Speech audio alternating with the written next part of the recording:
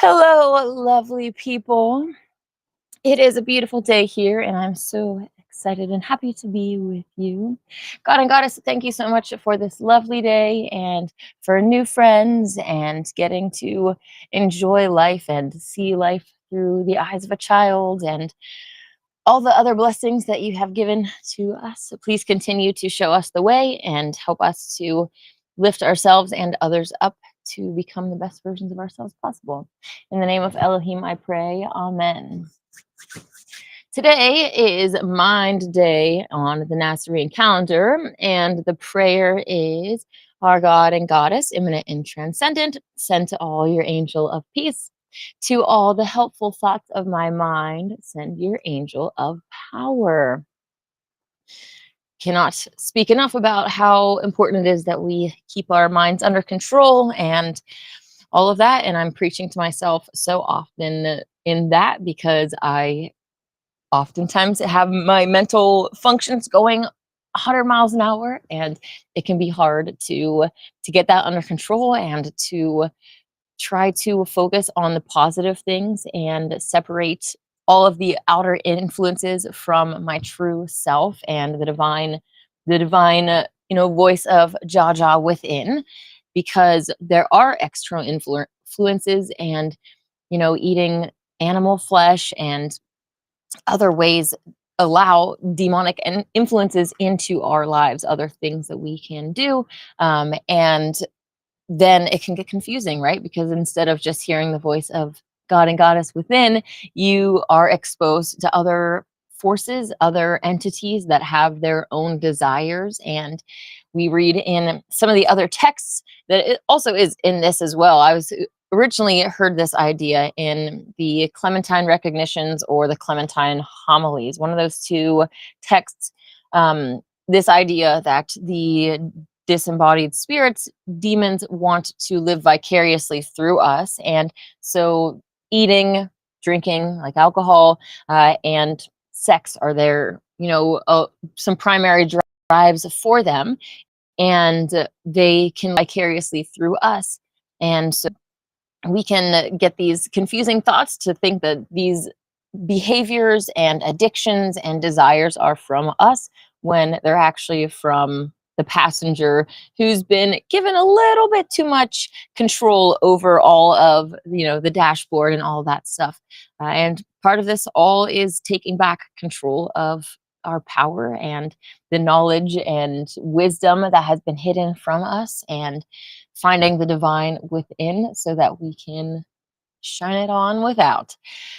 Anyways, I'm excited to see all of the things that humanity has in store. I know that things can seem really dark, especially when you turn on the news and see what the powers that be are doing and how they are exploiting humanity and really just trying to bring out the worst in us in every single arena possible. But I do hold on to hope for the eventual salvation of all beings. And that is really, my hope really stems from this and that connection with God and Goddess, trying to focus on that and the hope that they have instead of my own personal limited incarnation understanding and all of the emotions and feelings that I have, the anger, the empathy, the all of the good and the bad, right? Trying to separate ourselves from what's going on to some extent, especially as ambassadors of Lord and Lady Christ. For me personally, something that is relevant that came into my mind, like reading especially about Miriam and how often she was essentially persecuted, and just people did not accept her. They would say mean things to her and do all of this, negative stuff towards her. And I've never once read anything mean from her. And her response was always appropriate, and it was always just in a polite manner. And when I was just relaying that to you, one of the other questions that came up to Yeshua throughout the scriptures is basically someone was saying, why don't you say mean things back to people or whatever? And essentially he said, well, I respond with what's in my heart. I don't have any mean things or hatred in my heart. So it would be weird for me to to respond in that manner, because that's not what I'm full of. And that is something that I think we can all aspire to become, just like so full of love and compassion and positive energy from the divine, that that's what we radiate. And no matter what circumstances that we're in, no matter what other people say to us, it's like we're still at peace. And what comes from that fountain inside is just love and the right thing to say. So that being said, I wanted to read from chapter 76. Got my numbers backwards. 76 today from the Holy Godspell in the Holy Megillah, the Nasarean Bible, the Essene way, translated by Dave Greenleaf and available at essene.org. I think one of the last, just on a little side note, I think the last service that we had when I got initiated into the new order, Day mentioned that the final Megillah, I think he said within the next, so that it's within less than a year that they're trying to get out. But the way that he kind of said it in that video was like, because people that might want to buy this, it is like $100 book, and shipping is not inexpensive either. And there's going to be an updated copy that's going to be coming out within the next year of the final version. Some of the different chapters here at the back, they're put into an appendix and they haven't been labeled yet. There's a little note here from the author about how the final edition has other chapters. And I told you that I get to help with a special project with those new coming scrolls. So anyways, I just said that because I know that I want people to the website to buy this, and as much as I love this, I know that there's another version that's going to be coming out within the next year, and a lot of people can't just go and drop $100 on a book now. And so I just want to, give you some context and let you know that you might want to just hold off and wait for a little while and buy the full one. Personally, I love this book, and I wouldn't trade it for the world. So anyways, chapter 67 on here is Lord and Lady and their companions, and they're getting ready to send these groups out to be missionaries to the world. It's really cool to see how they actually had different 4-person blocks or teams that would go to various places and kind of work together, and then they would gauge to see what people liked, the esoteric teachings, the kind of outer teachings. They would go and spread a wide net, and who comes and, let me hear more. Then you gauge to see if they're actually interested in hearing more, or maybe if they're one of these Aaronite spies that is literally coming to find out where the Nasarean safe houses are to harm you and your brothers and sisters. But it's really cool that each of these different blocks goes to prepare a group of interested persons to come and hear the Lord and Lady preach. So again, they would go out, find people that are ready, and then they had a process of essentially bringing them into the actual sermon where Lord and Lady Christ were teaching, because especially Lord and Lady Christ had the biggest targets on them, but all Nazarenes were a persecuted people. And thankfully right now we're not living in that time, but I will not be surprised if the days come in the future, especially once we get more into the, further into the time of the 6th trumpet, when this actually starts taking hold and people really start to access it worldwide. I would not be surprised at all if it gets labeled a terrorist book and, a bunch of different negative things and becomes outlawed, because it's the real world word teachings of God and Goddess, and it's life-changing, and it contradicts all of the other religions, and not just contradicts them, but it shows how they are also related to the same material, but the sacrifice cult literally got into all the different webs and mixed the Nasarean teachings with their mistranslations, their ideas, their blood sacrifice nonsense and tarnished all of it. So again, that being said, chapter 76, and this section is 28 questions from the companions to Yeshua and Miriam.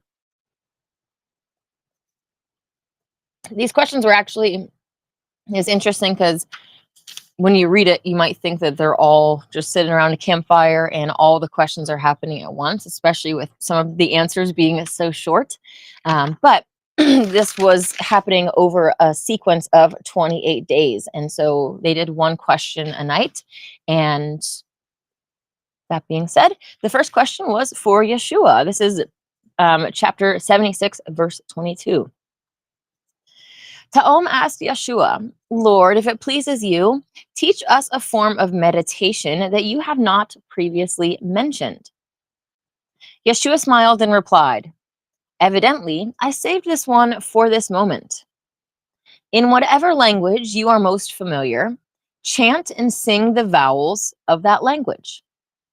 Not to say that you cannot also chant the vowels of other languages, but it is best to begin with the vowels that you already have memorized since childhood, so that you can place little attention on thinking and remembering, and thus more readily be here now while you chant. Once having played with the vowels of your language, singing them in various sequences and various combinations, feel free to try the vowels of other languages. I'm also starting to learn Hebrew to really dive into the Nasarean Hebrew and all this stuff. So I thought that was a really cool tidbit to learn as well. The second question was for Miriam. Sita asked the Magdalene, Miriam, in this moment, what would you most like to be asked? Miriam replied, I would like Yeshua to ask me if I want a back rub tonight. After the laughter passed, Miriam said, even so, I will not count that wish as the question I will answer for you. Since your question included the term this moment, it feels appropriate to speak on that topic. Sita replied, please do so. Magdalene said, every moment that you have been alive has always, in your experience of that moment, been this moment. Even when you consider past experiences or contemplate possible future experiences, you are doing that consideration or contemplation in the present moment. That is why this moment is the eternal now. The third question was for Yeshua. A disciple asked Yeshua, Lord, will you please speak a sentence or two about yoga that we can ponder as a spiritual exercise?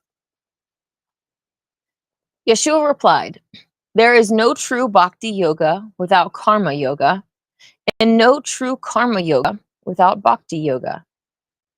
Both of these yogas are empowered and improved as we grow wiser. The fourth question was for Miriam. A disciple asked Miriam, what is the relationship between the eternal now that we all experience every this moment and the sort of time that manifests as unfolding cycles and seasons? Even the cycles of day and night, youth and old age, even the birth and death of entire worlds and stars. Miriam replied, you spoke a key word when you said unfolding. The sort of time you ask about is not different than the eternal now. Rather, the relationship is that time is simply the continuing unfoldment of the eternal now. That now, which is also called supernal duration or eternity, is an aspect of Yah that existed even prior to the creative wish, that set in motion manifestation via the divine plan of creation, unfoldment, motivated by supernal love in spiritual evolution. Love, the divine heart of Yah, and wisdom, the divine mind of Yah, are crowned by and in Yah. Together, these three are the holy creative trinity. That is, the supernal procreative power that lives in the unfolding now, even while spiraling as the great dance of cycles and seasons. That is the inhale, exhale of universal Yahweh. The divine plan is the plan of universal unfoldment, and that unfoldment can also be called spiritual evolution. The reason this is an unfoldment of Yah throughout now, or eternal duration, is that everything that has ever come or ever will come into manifestation was originally latent within the aspect of Yah that we call Ein Sof, including even the divine plan. Ein Sof is the cauldron of potential within Yah, that everything that will become manifested must first step out of. That step being an extension from unmanifest potential into creative manifestation. All of it, the unmanifest and the manifest, are within Yah, and even the eternal duration of universal unfoldment always experiences itself in the eternal now of Yah. In the light of all that I have just said, you can clearly see that in the term eternal now, the word eternal is every bit as important as the word now. In brief, the answer to your question is that the relationship between the eternal now and time is that time, the cycles and seasons, is a characteristic, an inherent quality of the eternal now.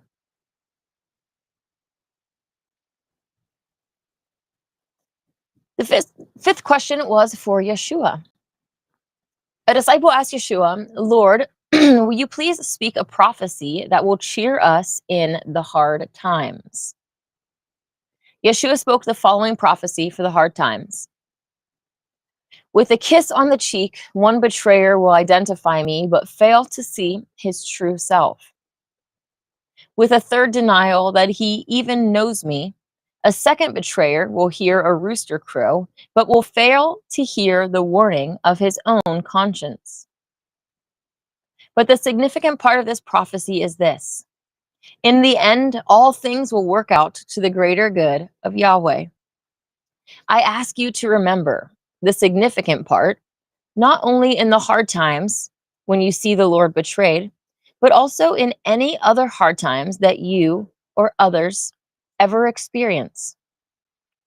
Remember the key words of this prophecy. In the end, all things will work out to the greater good of Yahweh. Know that this prophecy will not fail, and in that knowing, remain at peace, even in hard times. The sixth question was for Miriam. Ra'am asked Miriam, if it pleases you, I ask that you speak a poem for this moment. Miriam spoke the following poem for this moment. Now is where all magic happens. Now, this very moment, now. Now, where white magic happens. Now, we chant a holy vow. We vow to see now every moment, the magic moment that is always now. We vow to serve love every moment, the magic moment that is always now. The seventh question was for Yeshua. A disciple asked Yeshua, Lord, I have heard you say that spiritual evolution is both an inhale and an exhale. What exactly do you mean? Yeshua replied, the out-breath, the exhale of Yahweh, is the movement from the spiritual center of all into the outer physical reaches of the all. And the in-breath, the inhale, is the return from the outer reaches toward the inner center. That is true on every scale that you can imagine. It is a universal pattern of creation that is called by yogis the breath of life. This is the movement of the cosmic spiral and of every spiral within every spiral of every scale within the cosmic spiral of Yahweh. Consider that the cosmic outbreath of Yahweh is like when a human farmer scatters scatters seeds in a field. The harvest that will later come when those seeds produce fruit is comparable to the in-breath.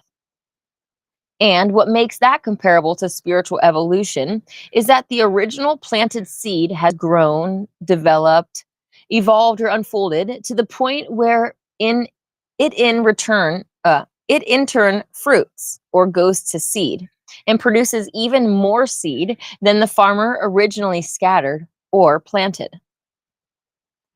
It is important to understand that the process continues to unfold, each planting followed by a harvest, each harvest by a more abundant planting cycle, a cyclic expanding spiral that consists of spirals within spirals, each with countless subspirals throughout eternal duration.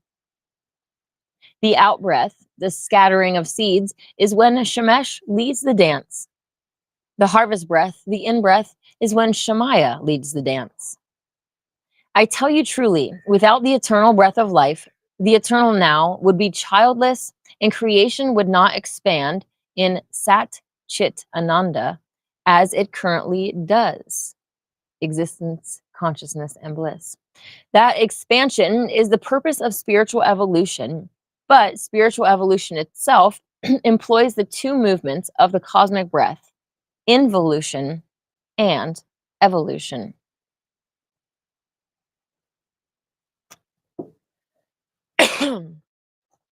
Excuse me. Sorry, I just kicked my camera. The eighth question was for Miriam. A disciple said to the Lady Christ, Miriam, will you please give us a sentence to contemplate this night around the fire? Miriam replied, it is always appropriate to contemplate the word appropriate and how it relates to various things and circumstances. One thing at one time, seasons, cycles, forms, situations, and persons, including you as an Essene yogi, and everything you think, feel, and do in particular circumstances. Ask, was that appropriate? The ninth question was for Yeshua. A disciple said to the Lord, Yeshua, I have heard you mention that you called a particularly sweet region a sweet spot for human beings. That region being relatively close to the still center that is the universal cauldron of manifestation, within highly evolved physical manifestations. Will you please describe this sweet region? Yeshua replied, that is a sweet topic. But I tell you truly, this topic is for those with ears to hear esoteric teachings. Fortunately, I perceive that those at this fire tonight have those ears. Yeshua continued, unlike some Buddhists and Hindu sects, Nazarenes not only acknowledge the goodness of the ultimate stillness of the cauldron of unmanifest potential, from which all manifestation has emerged, but also acknowledge the goodness of the physical realm of manifestation. While all physical realms, from the densest and least evolved realms to the relatively higher, progressively more spiritually evolved realms that we call heavenly realms, ultimately work for the greater good of universal Yahweh in the sense of serving as precisely appropriate schools, playgrounds, workplaces, social opportunities, and temporary homes for souls to evolve into even more joyful manifestations of Sat Chit Ananda. Some of those realms are definitely more pleasant, sweeter to experience than others. Because beautiful flowers, beautiful souls will arise from manured soil, we view even relatively shitty realms as appropriate growth experiences for whoever resides there. And so even those realms serve universal Yahweh and thus ultimate goodness. Even so, once we are evolved enough to knowingly participate in our spiritual training, we also recognize that we can choose to learn our life lessons in more pleasant realms. Once our thoughts, words, and deeds correlate with the vibrations of heavenly realms. When I refer to sweet regions within manifestation, I refer to those most pleasant realms. The reason that these sweet regions are more pleasant, sweeter to experience than realms in the lower octaves, lower vibrations of the sacred spiral of spiritual evolution, is that the beings that reside thereat are themselves more pleasant, sweeter souls than typically reside in lower realms, and all of the conditions of existence in sweet spots are more refined and evolved. Even so, these sweet souls will alternate periods of enjoying residing in these most pleasant realms and choosing to serve supernal love in relatively lower, less evolved realms on the spiral ladder of being. What differentiates Nasarean cosmology and Nasarean theology from the cosmology and theology of some Buddhist and Hindu sects is that Nazareans do not seek to permanently return to a no personality non existence in the cauldron of an unmanifest potential or any other void. To our way of thinking, that would defeat the whole purpose of creative manifestation in Sat Chit Ananda, existence, consciousness, and bliss, right? Going to that non existence is literally the opposite of what we fundamentally believe as Nazareans is the purpose of existence. However, when an advanced yogi comes very close to Ein Sof within, that yogi can more effectively call forth from the realm of unmanifest potential relatively sweeter creative manifestations. That proximity to still zero is a particularly sweet region, a region from which we can conjure good things in the cause of supernal love. We can call that state one touching Ein Sof or one touching zero, understanding that by touching, we do not mean permanently returning to the unmanifest realm of unactualized potential.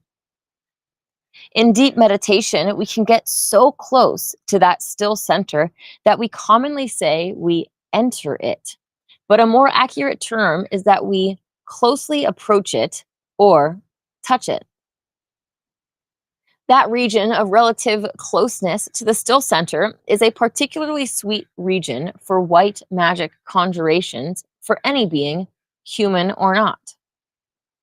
When we include the term human-like beings in relation to particularly sweet regions of manifestation, then we are referring to worlds and realms that are relatively higher in group consciousness, spiritual evolution than Earth, yet are still home to human-like beings that reside in ethereal, rarefied bodies that we call angelic or cherubic, but are nevertheless to a degree physical in that they are manifest in the world of spin, the world of spirals within spirals, the world of the great dance of the masculine and the feminine polarities, always extending from and always centered by the still zero.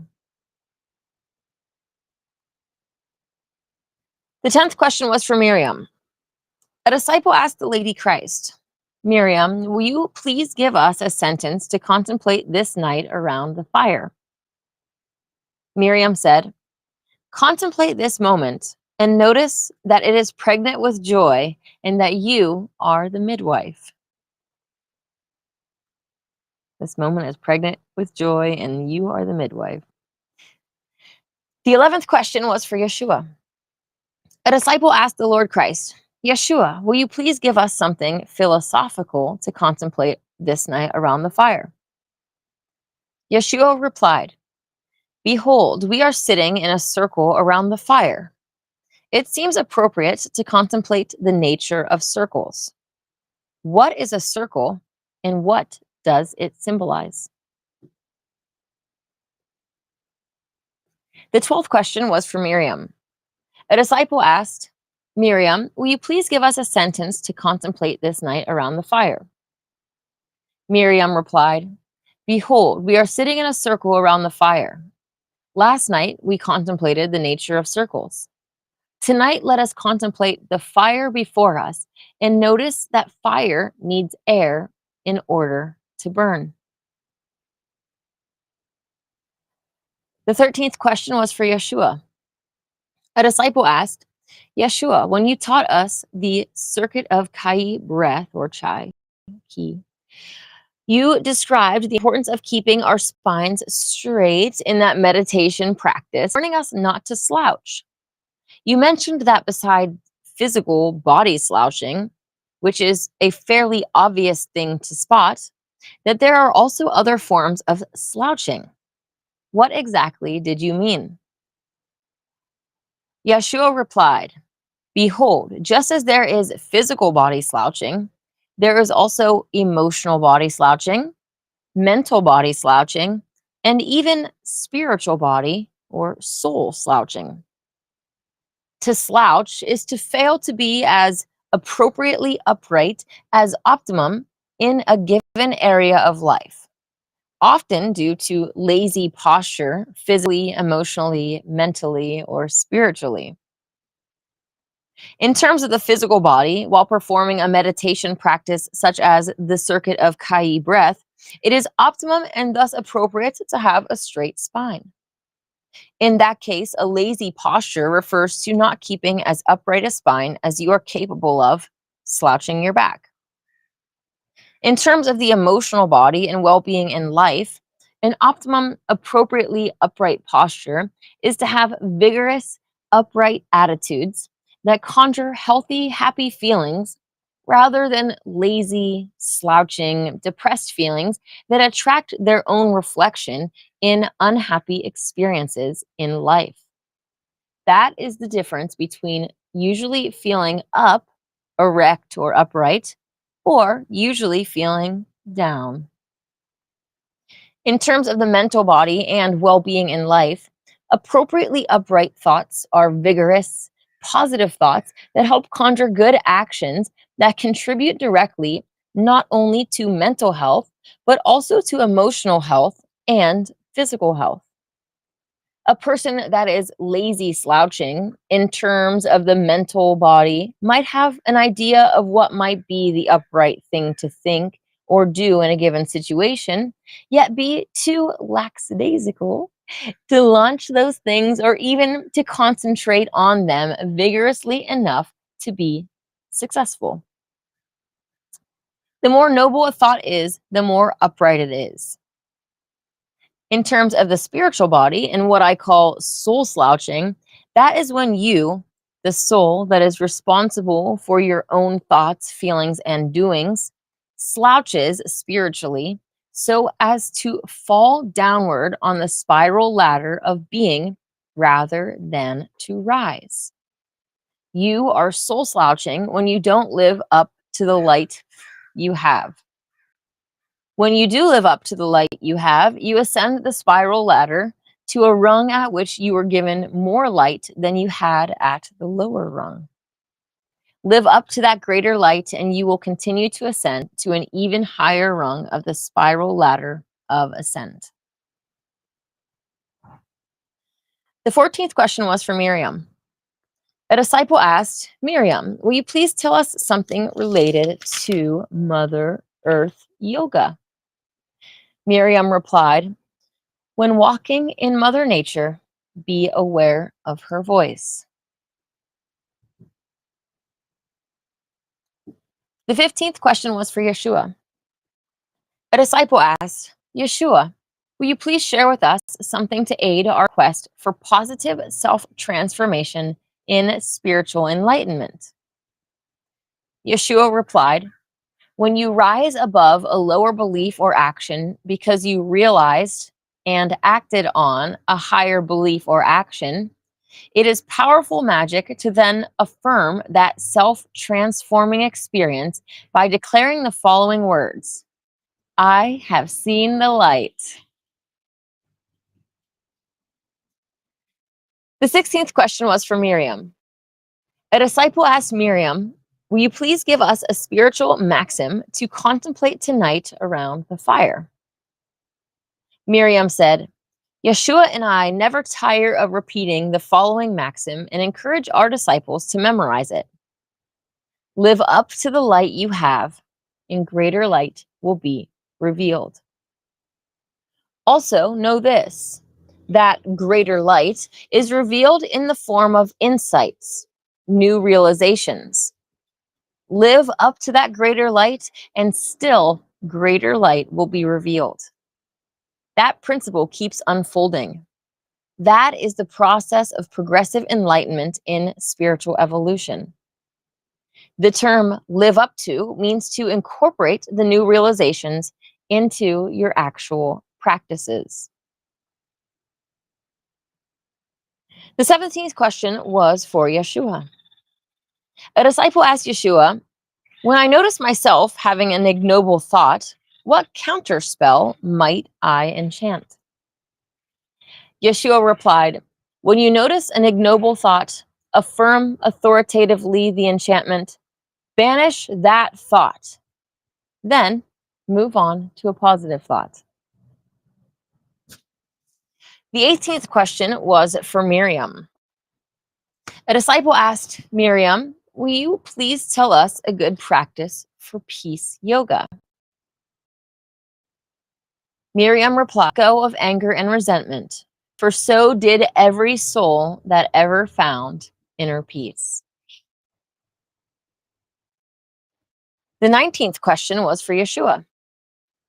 A disciple said to Yeshua, Lord, will you please give us a wise warning? Yeshua replied, never dwell in negativity. For lo, negativity is the land of the wailing souls, and no one resides there without having set up their own tent. Please go find someone else to bother.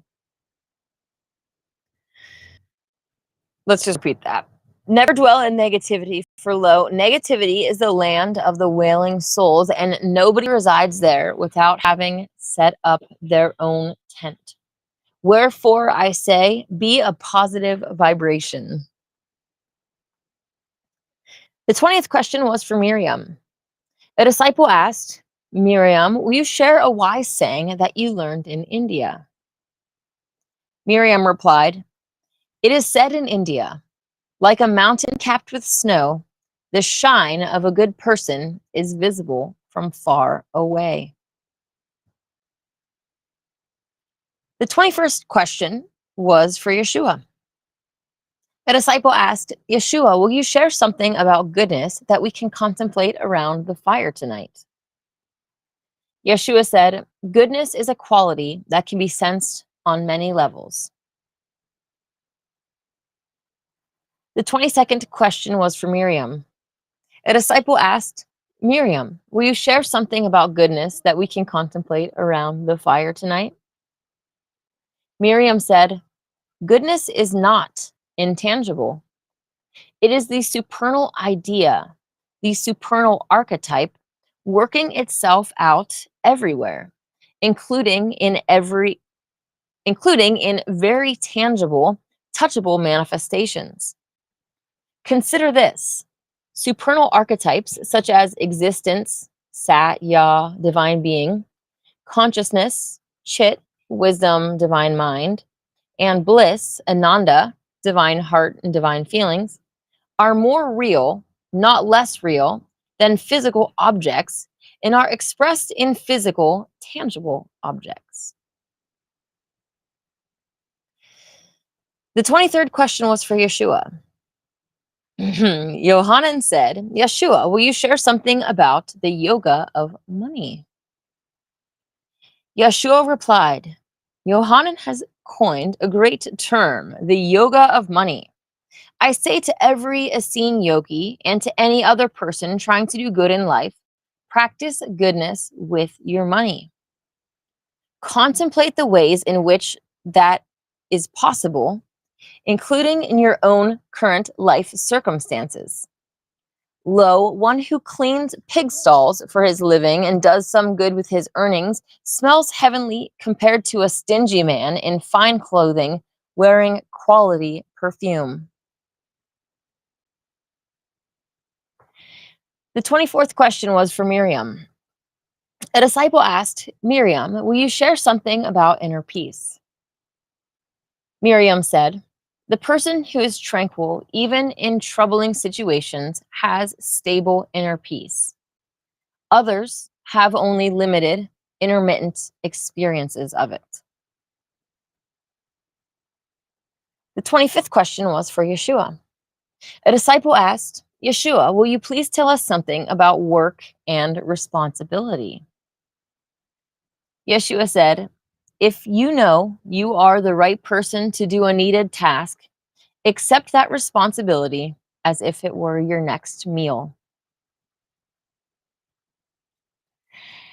The 26th question was for Miriam. A disciple asked Miriam, please, Miriam, will you give us a wise saying to contemplate around the fire tonight? Miriam said, what goes around comes around. What you put out, you get back. As you sow, so shall you reap. The 27th question was for Yeshua. A disciple asked, Lord, if a man is born blind, is it due to his karma, his parents' karma, or simply bad luck? Yeshua replied, this is the perfect moment to share additional information on a topic that we have previously discussed, karma. So that you can better understand my answer to the question that you have asked, I will first introduce two terms. One, specific karma, and two, general karma. Specific karma is the sort that can be described thusly. As you sow, so shall ye reap. What you put out, sow or scatter seeds, returns to you as your harvest. If a man robs a neighbor and is put in prison for that crime, that is an example of specific karma. You do something that results in a specific consequence. It can be, but does not need to be, even more specific. You steal from others, and others steal from you. In specific karma, the consequence is often easily linked to the cause and sometimes can even be predicted with a high degree of probability. General karma is not as easily predictable. An example now follows. Let us say that a certain man was born into a body that was disabled from birth so that he could never walk. Let us further say that this man had not done some previous corresponding action in his previous life that corresponded specifically to this birth defect. For example, if the man had in his previous life punched a pregnant woman in the stomach and injured her unborn fetus in such a way as to cripple the unborn child for life, one could point to specific karma. The man did a specific action that crippled a child for life, then was himself born unable to walk. But in the example I'm giving of general karma, we are imagining a man that did not do any bad thing that can be seen to be a specific cause of his own birth defect. Behold, though the man did no specific bad thing to be born with a disability, he did, by the very act of taking on a human incarnation, step into the general statistical pool that relates to incarnation in a human body. So if the statistical odds were 1 in 10,000 of being born with any particular disability, any soul that takes on a human incarnation takes on that statistical chance without specifically deserving to be born with a disability. One man might be born with a disability due to specific karma, like the man that injured the unborn fetus when he punched a pregnant woman, and another man born with the very same disability might have done nothing specific to deserve that fate other than the act of stepping into the general statistic pool related to human incarnation. Even the latter is not outside of the laws of the universe, though herein the pertinent laws are of a general nature, applicable to the general population, rather than a law being specifically applied to deal justice to a specific person for a specific reason. Yeshua paused, then added, specific karma can be described thusly: outflow equals inflow. What you put out via thoughts, words, and deeds returns to you. Even so, there is also general karma, and both specific karma and general karma have subcategories. The 28th question was for Miriam. A disciple asked Miriam, Miriam, will you give us a key to happiness that will work in this lifetime and in our future incarnations? Miriam said, here is a key to happiness. Help others find happiness, and you will be happy. That is called good karma. That key will unlock work in both this incarnation and in future incarnations. Miriam continued, since you brought up the topic of reincarnation, besides the key to happiness just given, I will speak briefly on reincarnation and related topics. I will invite Yeshua to do likewise. The related topics are heavens and hells and ongoing ascension in spiritual evolution. I will begin by addressing those related topics. They provide a good context in which to consider the purpose of reincarnation. Miriam said, there is not only one heaven and one hell. Rather, there are countless heavenly realms and countless hellish realms. Truly, beings live in the realm of the universe that they deserve to, including the world that you live on now, according to the universal law of karmic justice, cause and effect, that works in conjunction with divine mercy. Know this, heaven and hell are experienced first inwardly as inner states of being, and then become manifest in our outer circumstances as well. The statement that the kingdom of heaven is within does not mean that there are no outward heavenly realms or hellish realms. Rather, it means that the outer realm you inhabit resonates with your inner realm. The highest heaven, heaven most high, is outside of the mother ovum, surrounding it as a circumference. Heaven most high is the home of Jah, God transcendent, and Jala, God is transcendent, and will be the future home of those beings that join the Lord Christ and Lady Christ in their mission of mercy, and thereby ascend upon the spiral ladder of being and persevere to eventually enter that highest of the countless heavenly realms. Within the mother ovum itself, the highest heaven is that called Mareba. Within our own solar system, there are 7 primary group consciousness heavens. You've probably heard of the 7 heavens before. The 7th of which is within a spiritual dimension within our sun. There are similar sets of 7 heavens within countless solar systems within the mother ovum. Just as a side note for my fellow flat earthers, again, this is happening within the mother ovum, and it is a system of solar, the sun being the temple that the priests and priestess of this world are in, and yeah, not the solar system that we are taught in school, a giant spinning ball flying around the sun. Know this, the type of body that you have in any particular realm will always correlate with or be appropriate for that realm. Thus, the eternal self that we call the soul will likely reside in many body types, wearing each like a garment of clothing, moving from one body to the next over the ceaseless duration of eternal life. Thus, Nasareans believe in reincarnation, the transmigration of souls from one body to another in ongoing spiritual evolution. We also teach that at a certain level of your ongoing ascension in spiritual evolution, you will have an eternal body of light and no longer need to die and be reborn.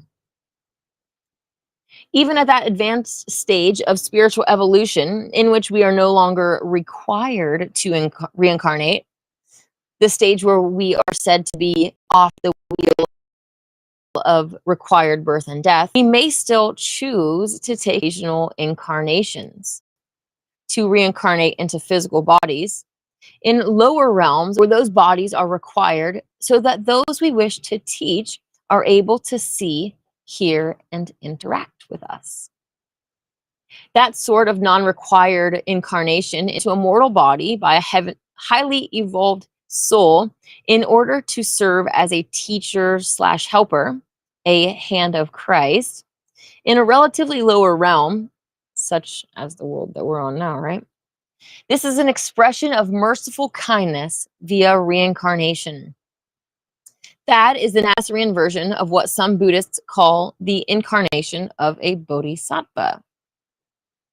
For those that become ready in the incarnation now at hand, the Lord and Lady offer ascension and resurrection in place of required reincarnation. Otherwise, all who die in this world will be unable to escape required transmigration unless they are a true bodhisattva. It is not that a bodhisattva has no need of ascension and resurrection.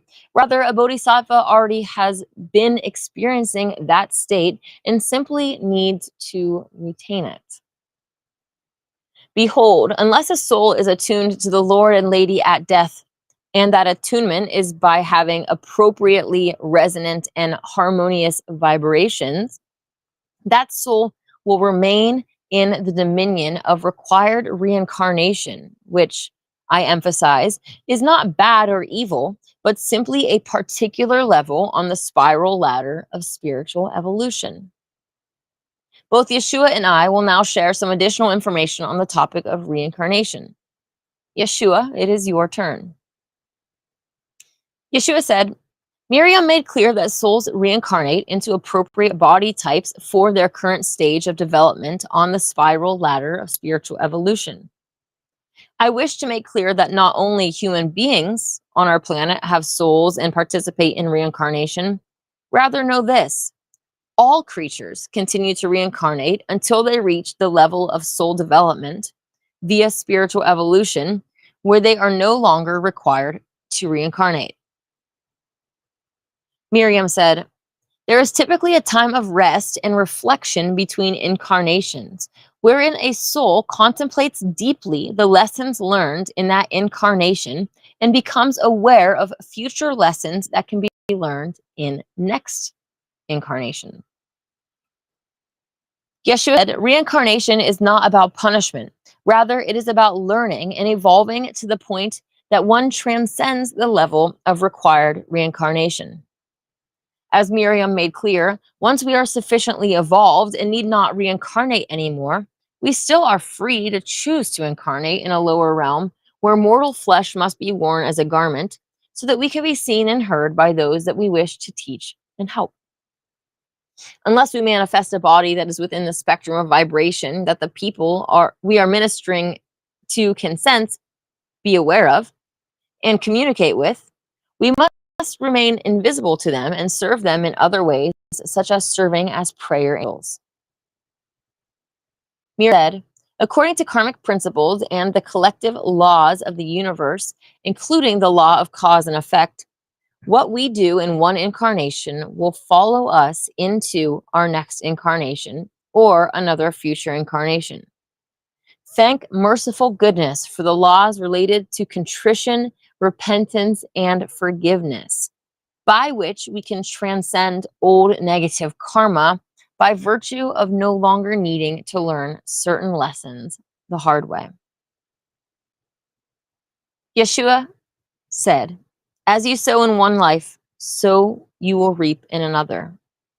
Even so, as Miriam indicated, sour fruits from past lives can be transcended this life by sincere contrition, repentance, forgiveness, and, of equal significance, sustained, appropriately reformed behavior that makes clear to the universe itself that you have truly transcended the need to learn certain lessons the hard way. Until that transcendent moment, you will continue to get hit in the face by the sour fruit from this and former incarnations. Yea, until you repent and reform those sour previous behaviors, you will remain enrolled in the school of hard knocks. Miriam said, I often give this warning. The hurt you cause in the morning will overtake you in the evening. Likewise, I often warn, hurt comes to the hurtful. Yea, I tell you truly, those that are kind to all creatures need not fear their own futures. These teachings are common knowledge in India. Let us make them common knowledge over the entire world. Such great tidbits in that section. Some really great questions asked by the Lord and Lady Christ's companions, and some very interesting answers. Some a little bit more long-winded and kind of a little bit more hard to digest and take in than others, and some being like very just short and sweet and profound. I wonder how much of Miriam's succinct nature is due to, in these times. I mean, still we have problems like this, but especially in Miriam's time, it was like women are not supposed to be speaking, especially not on spiritual matters. And so I'm thinking maybe she needed to have some very short answers to say to people that would plant those seeds and really like cut through the crap, so to speak, and plant those seeds in a way that was really quick, because she probably didn't have the opportunity. And we still see some of that kind of stuff today, even in mainstream Christianity, where, I mean, if you just do a little bit of digging, you'll see that Miriam was right there with Christ as his, companion and fellow teacher, and the feminine divine aspect has been stripped from Christianity. We literally see it happen in this book. Yeshua is like right there, and Peter's like, how do you walk on water? And he turns to Miriam and kisses her, and he's like, it's by, becoming one with the feminine divine, embracing the feminine divine. And he just didn't get it. And so he was the first, schism from Lord and Lady Christ, and he came along saying, Christ, I'm here to be your successor. You're wrong about this, this, and this. Let me tell you all the things that you're wrong about.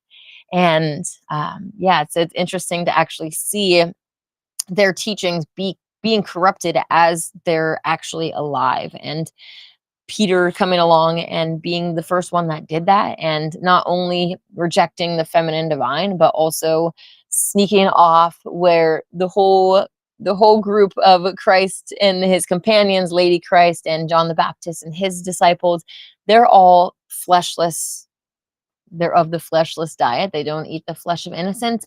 And Peter was sneaking off eating fish, and he called it a sea vegetable. So probably the one that started the rumor that Christ ate fish and all of that interesting stuff that keeps Christians stuck in the flesh eating lifestyle, and leads to all sorts of other just like what this is saying, when we align ourselves with the right behavior and more light is given to us, and like we're like, okay, let's take that in, let's incorporate that, and then we literally just get more and more and more given to us.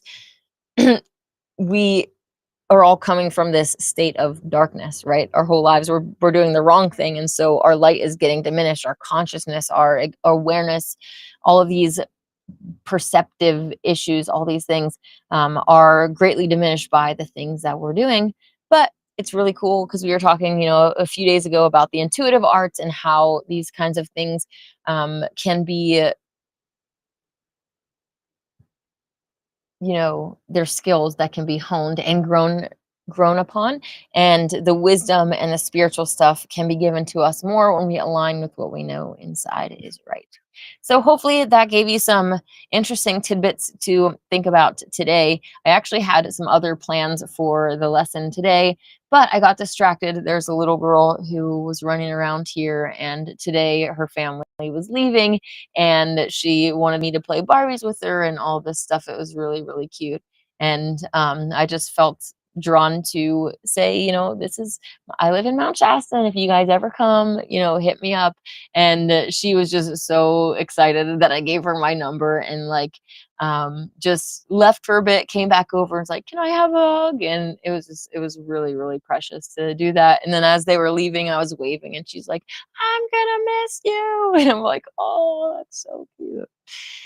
So that being said, my lessons plans got changed a little bit, but hopefully that was some good information as a substitute, because you don't even really know what I was going to talk about. So anyways, I'm really excited for the next few lessons that I have planned for actual Sunday services. During the week, I'm kind of just doing the noonday peace contemplation, and then seeing if there's anything like a little short story or something that I just read to you to lighten our day with some scripture, and then keeping Sunday for more longer talks and stuff about the scriptures, and then of course Wednesday at 3:30 for the conspiracy stuff.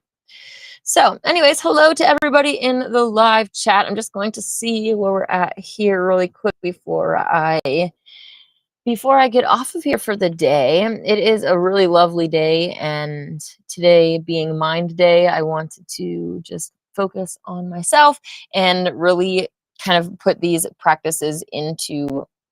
teachings into practice. Like, I'm not trying to just share them and not do them. I'm really wanting to embody these teachings and be a better disciple of Lord and Lady Christ, so that I can more effectively use the platform and the talents that I have to further their kingdom. And I'm just really excited to see what their plans are. Hello, Devin. How's it going? Hello, my love. Your energy is so vibrant and beautiful. I love you, Nana. Aw, thank you. I appreciate that.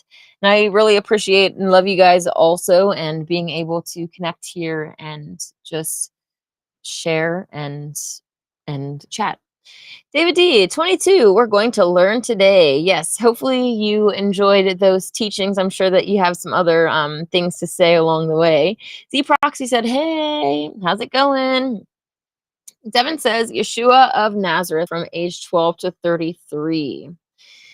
Yeah, so much is missing out of the mainstream Bible, and I love, love, love these teachings. And not only are there teachings of Yeshua, like towards the beginning when it talks about actual birth, but then later there's a scroll that's written by Joseph, his father, that gives us some more stories. And one of the stories is interesting.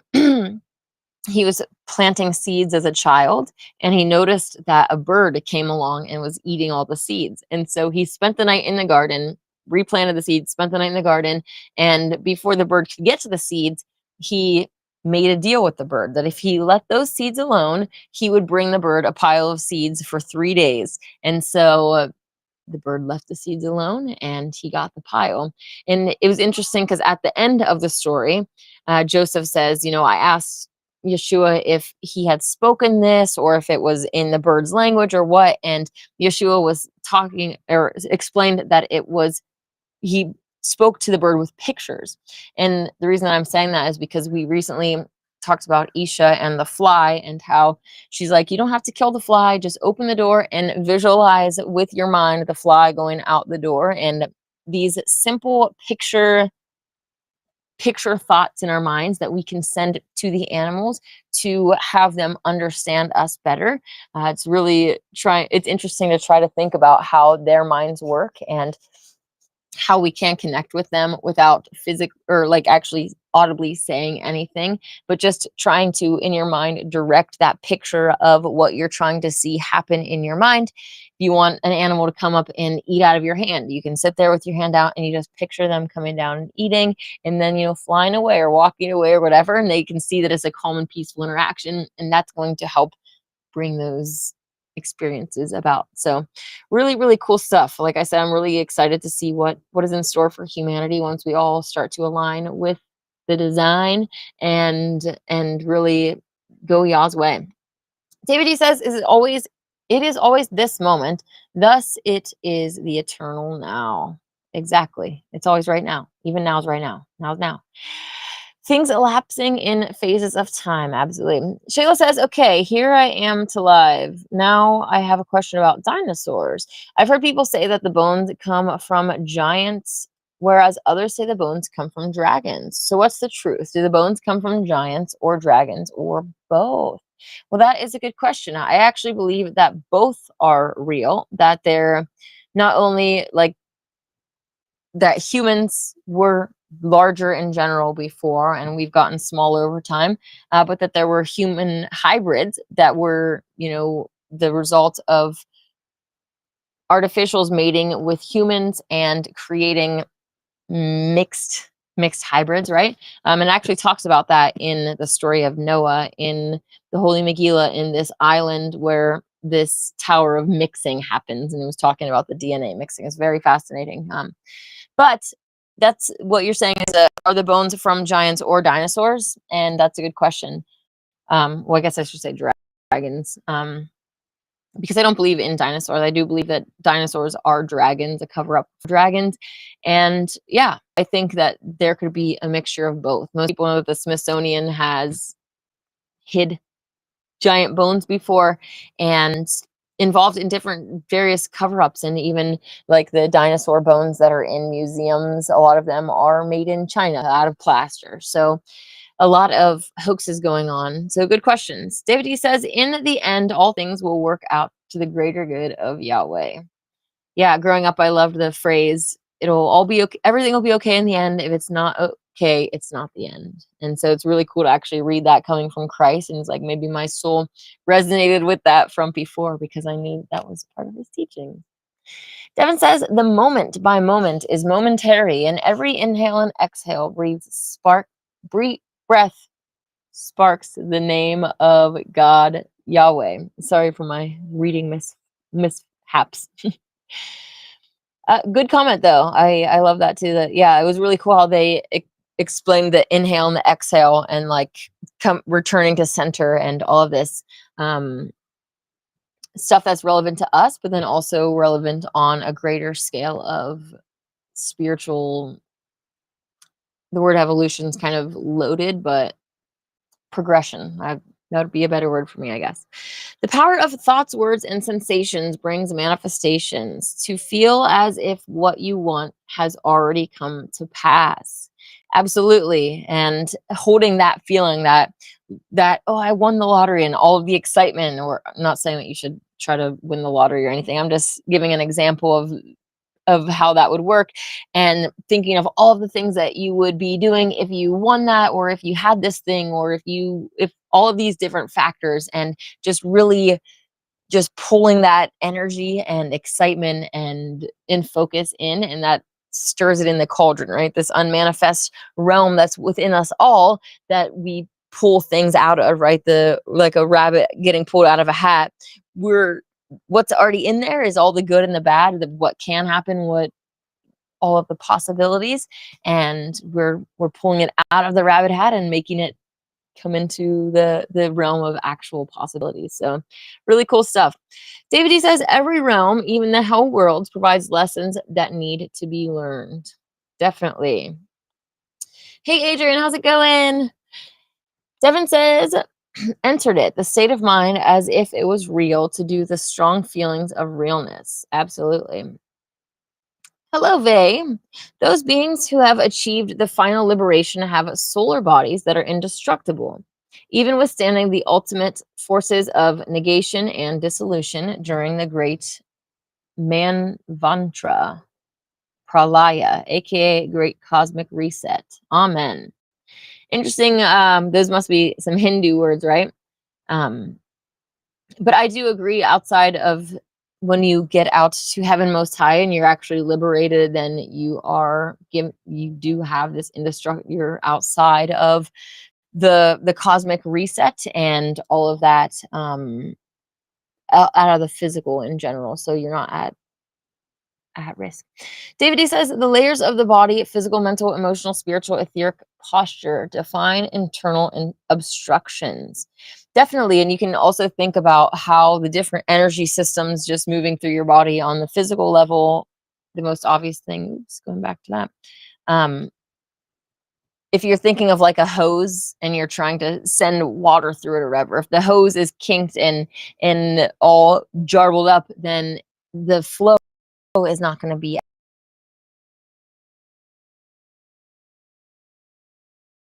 kind of the same thing with this, should be able to come inside of us like straight down. And yeah, it's really important. And I say that as someone who has slouched for a very long time. So it's something that I got to work on too. Live up to the light you have, and greater light will be revealed. Amen. Hello, Kyle. Kyle says, I love this idea of slouching. Reminds me of the idle mind. Definitely. Devin says, the light is the realization answering of the moments of curiosity. Goodness is the interpretations of the awareness of instinctive morality in the moments. Karma is the returning energy of someone's conduct and even your own actions. Good karmas. Do unto others as you'd want others to do unto you. Absolutely. David D says there are countless heavenly realms and countless hell realms, and the realm we inhabit is deserved. It is a just universe we live in, and isn't that something to be grateful for? Because it gives us the power in our own hands. We can literally change our situation by changing our thoughts, words, and deeds, and vibing at those higher levels, choosing to do what is upright and appropriate. Devin says 7 heavens, 7 hells, but multiple conditions are hellish and or heaven-like. 7 worlds of earth in relation to God's number 777, and the human body have 7 primary energy centers. Devin also says the lost book of Thomas. Heaven is inside of you and outside of you, as within, so without, right?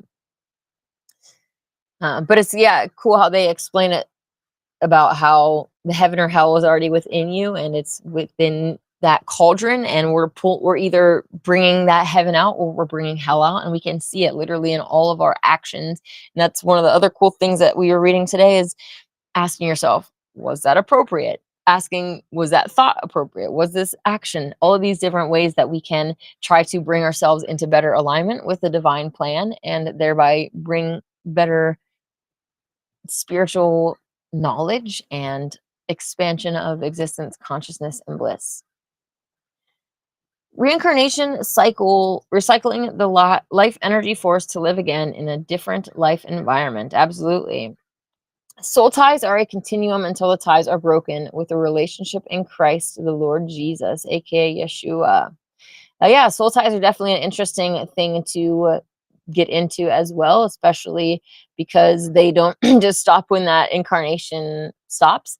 And another thing that just popped into my mind when they're talking about the time between incarnations, we read quite a while ago about these different rooms essentially where a soul can go, and the different room can be different life, like different ages of your life, or well, the first room would be like what life you want to go into, and then you step into that life, and then you're like, okay, what age do I want to go into? Okay, I step into that age, go into that room, and then you can see all of the things that happened at that age. But then another factor of this was being able to go into essentially a room of a person, and all of your interactions with that person are there for you, and different way to kind of divide up the memories and actions. But I really love that idea, and the idea of getting to take some time after the incarnation to sit down and actually look at our lives and see the lessons that we failed and things that we need to do better on, but then also see the good things and how we lived as a soul in positive ways. So I think we're all gonna be our own harshest judges, and God and Goddess are so forgiving and loving, and I think like they are not the ones just doling out justice. The systems are already in place of essentially karma: put good out, get good back; put bad out, get good back. And that's just like a hands-off system, and they are just like, hey, we love you, we're here to forgive you, we're not doling out punishments, we just want you to, like wake up, kiddo, get back on your feet, get up and do the right thing, and come and join us in heaven most high. So I think, especially coming from a mainstream Christian background, we can be like, have this idea of God doling out punishment and just like judgmental and mean and harshness and all this stuff. And it's just like, especially reading it totally changes your perspective about God and Goddess and how they see us, their loved children, beloved little children that all are suffering amnesia and just really trying and distracted and tempted and all these other factors. Like, they see that all, and they love us and they forgive us. So I guess I just wanted to leave you with a message of love and hope and forgiveness, that God and Goddess love you and that they have already forgiven you. They just want you to come back home and become the best version of yourself possible, not living in those states of guilt and shame and negativity from the past wrongs that we've done. It's like, acknowledge that you did the wrong thing and incorporate that right knowledge into your future behaviors of doing right. And that's really what it's all about. So I hope that you will take that into consideration. And I hope that you got some things from those questions today. I definitely did. Some things to ponder about. I hope that you have a wonderful day, and I will see you tomorrow for the noontime peace contemplations. May God and the Goddess empower you and light your way.